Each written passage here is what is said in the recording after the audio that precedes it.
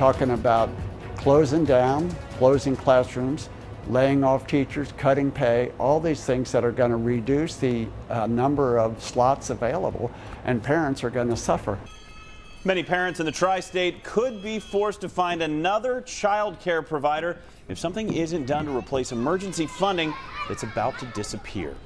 Good evening. Thanks for joining us here at 5:30. I'm Adam Clements. And I'm Megan Mongello. Federal American Rescue dollars have been helping child care centers stay open throughout the pandemic and beyond. But that money is set to expire in just a matter of days. Local 12's Christian Hauser is here to show us why this could spell disaster for families and employers as well. Christian, real cause for concern here.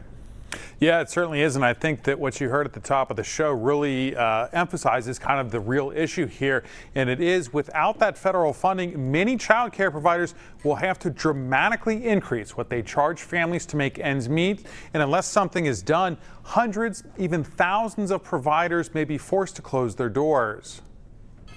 Luckily for these kids, their parents are able to find quality and affordable child care. But Michael Hammonds with Learning Group warns many parents in the tri-state could be left with few or even no options when it comes to their kids starting next month if the funding issue isn't addressed. Child care is the business, the industry that supports the American economy. If you don't have child care support and child care access for workers, then parents aren't able to work. The American Rescue Plan included $24 billion in child care funds. It was designated to help providers struggling with the challenges of the pandemic. The money was to increase the pay to child care workers, cover property costs, and buy personal protective equipment. The most important thing it did, though, was allow child care providers to not pass those costs on to parents when child care costs are already too high for many families. Without this federal money, it could mean disaster for parents who depend on child care centers. The Century Foundation says an estimated 70,000 child care programs are likely to close without those federal dollars.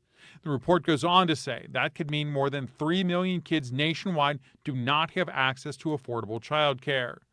Hammond says that child care is critical for young families trying to get started in life.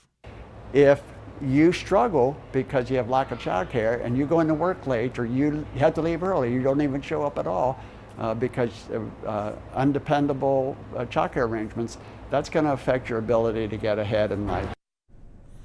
And this comes at a time when a lot of families are struggling to decide whether it's worth it to go back to work because these child care costs are so high.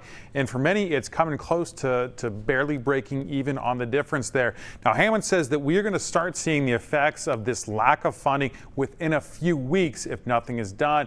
And he says it will especially hurt those smaller child care providers and the in-home ones the most. I'm Christian Hauser. Back to you. Christian, thank you. The Century Foundation estimates that the end of this funding could cause more than 2,000 child care centers in Ohio to close, more than 1,000 in Indiana, and more than 500 in Kentucky. Thanks for checking out the Local 12 YouTube channel.